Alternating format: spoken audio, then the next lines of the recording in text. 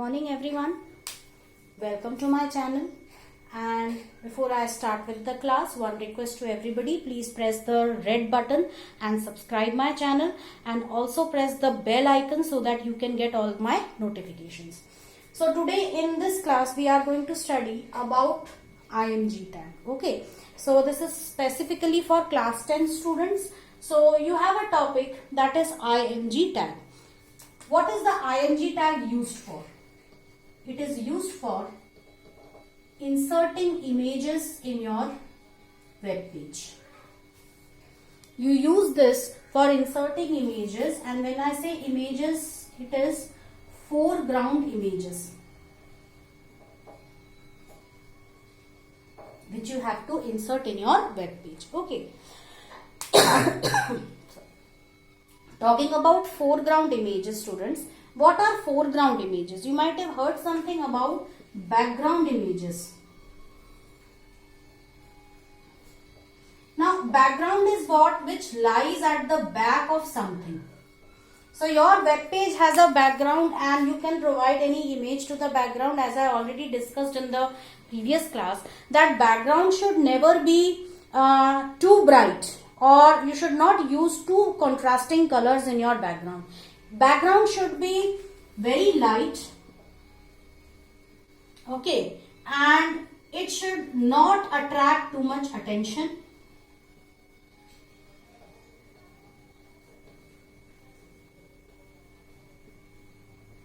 It should be soothing to the eyes. That is, it should not be like when somebody looks at the web page, that person, a web page being soothing to the eyes is also very important, because if your web page is too glary, what will happen? People would prefer not looking at the web page for a very long time. So normally you might have seen on professional web pages that a background is mostly light color, never a dark color. Dark color backgrounds are also there, but those websites are very less in number. So you should try to keep the background soothing to the eyes. Now anything which lies on top of the background, that becomes your foreground. Like you give your heading, you give your text, and you can give images.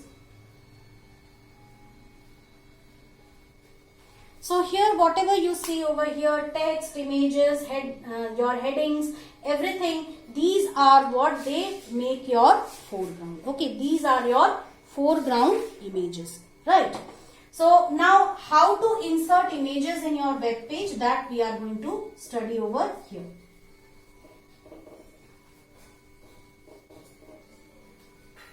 We will be using an empty tag known as the IMG tag.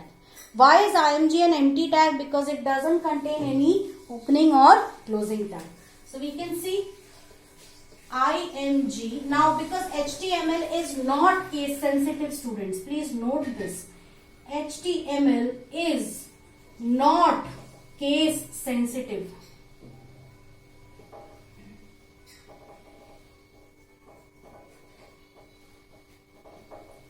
Understood?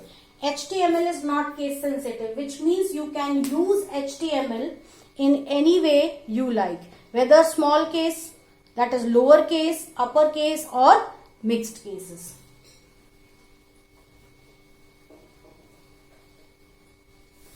Now IMG tag contains certain attributes. Very first and foremost and important attribute is SRC, which stands for source, okay, or we can say path, location of the image file. Complete path or location of your image file is represented by SRC, that is source. Understood? So now this source should contain the path or location of your image file. So how will you do that? Very first requirement is that the image which you are trying to enter in your web page, it should be present on your computer. So first thing is search for the image. Search or download the image. search or download the image. You need to download the image first. So where will you download the image? Normally we go to Google. We just type there the name. Suppose I want a nature scenery in the background, or I want to insert the image of a tiger on my web page. So I will just search there tiger, either PNG images will give me transparent backgrounds. Always look for images with a transparent background when it comes to foreground images. Normally you might have seen that along with the image, I have an image over here and there is a white background here. So normally when you insert this kind of an image on your web page, so it would look very bad. It looks like this. The white background looks very bad. Okay, so instead of having that, you should try to insert images which don't have a white background. So for that only, whenever you search for such an image, you should always use what? Transparent background. So once you search for the image, you have to figure out in what way you are going to insert this image in your web page. So very first thing is choose out of the two options. Number one, use absolute address,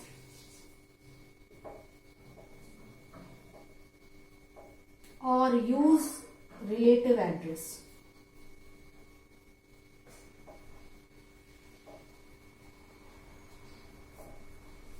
So when I say use absolute address, it means that whatever your image is, wherever your image has been located on your computer, wherever you have downloaded, you copy its entire address. So I have already explained this in the video lecture practically how you can do that. So what you need to do is just go to the image, right click on it.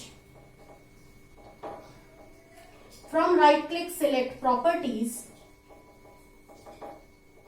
go to security and copy the entire location. So that way you will get the complete path of your image. Suppose the path is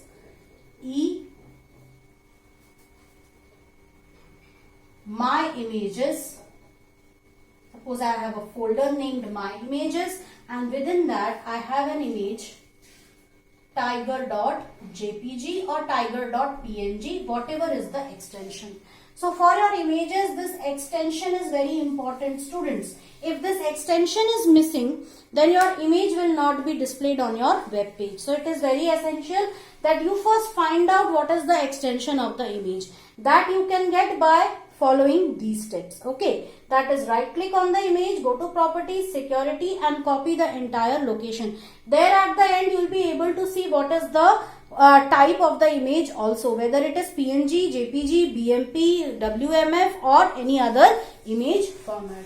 So this is your absolute address, that is image is within E drive. Within E drive there is a folder named my images, and within that you have a file named tiger.jpg. Got it? So what happens with this? What is the prime disadvantage of this method? Let's see. The disadvantage of this method is if you want to carry your web page somewhere in your pen drive, you will have to go to that location, that is E drive, my images, copy the image also separately along with your web page. Take it to the location, that is wherever you want to see it. Go to E drive, create a folder named my images, save this image there, and then you can see the web page properly. So instead of doing all this, it is better that I create a folder somewhere at a suitable location on my computer, save my HTML page plus image at the same location. Both HTML and image should be there within the same folder. That way what will happen, wherever I carry this folder, I can carry this folder, take it to the other computer, and I can simply paste the entire folder there, and I can easily display the web page with the image. And there in that case, you don't need to write the entire path. You only need to write the name of the image, that is tiger.jpg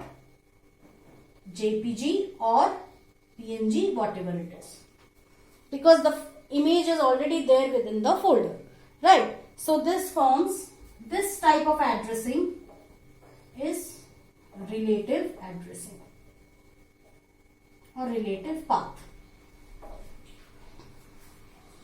Okay, so this is how we can insert any image into our web page. Now we will see some other options. Once your image has been inserted, now this image might be taking up a lot of space because it will be displayed in its original resolution, whatever its resolution is. But normally foreground images are those images where we need to control its size. So how will we do that? Now you can see I am writing img tag in the small letters. src equals tiger.jpg followed by width and height. These are the two attributes which I will be using.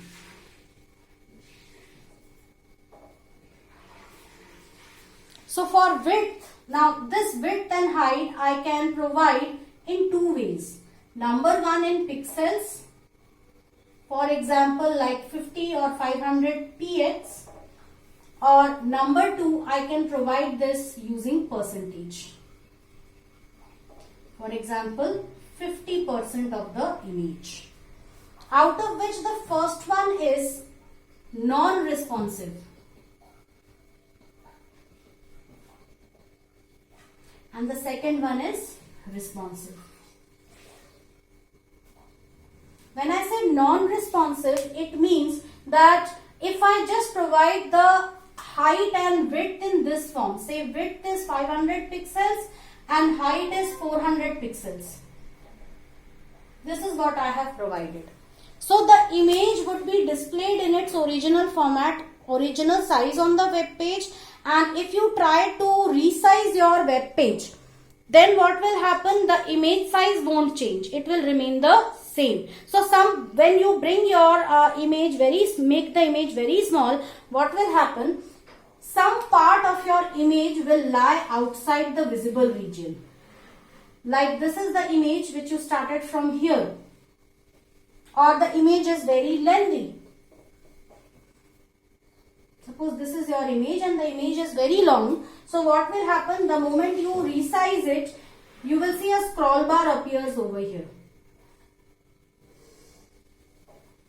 So you will have to move the scroll bar to and fro, that is left and right, in order to see the image. Or if you are viewing it on a mobile device, you have to slide it horizontally. When it comes to smartphones, there is always a tradition which developers follow, that is, there shouldn't be any horizontal scroll bar on your web page. Vertical scroll bar can be there because we don't know how lengthy is your web page size. Just a second, students.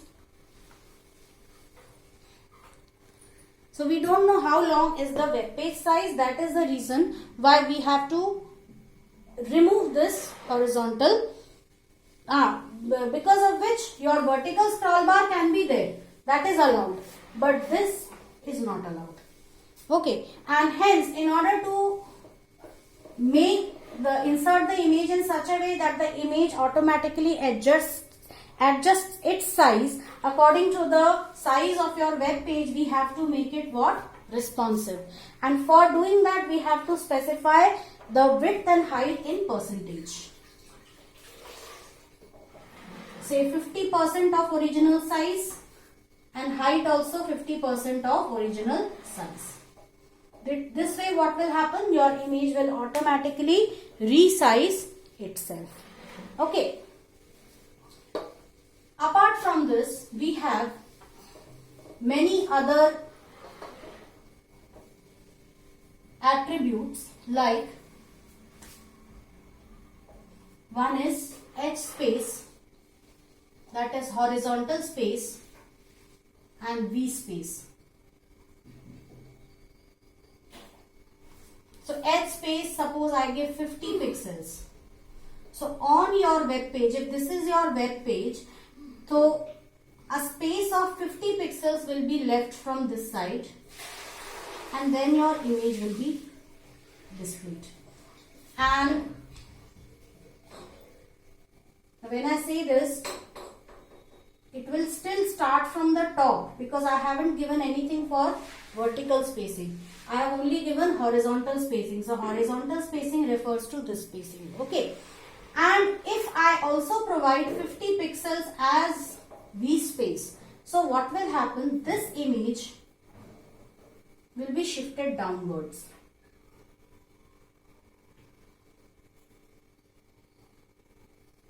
An amount of 50 pixels will be left from the top also. Understood? So 50 pixels from the top, 50 pixels from here. We don't have any way to adjust the right side space or the bottom space. Okay, we can only adjust image spacing horizontally from left side, that is from the left margin, and from the top margin using V space. Got it? After this, we have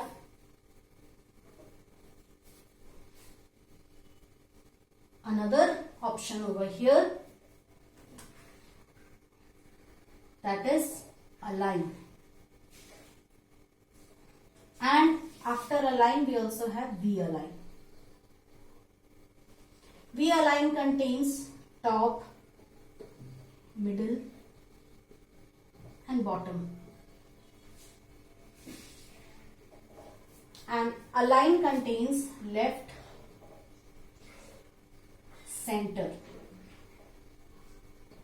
and right. So using these values, you can align your image properly on the web page. And we also have another attribute,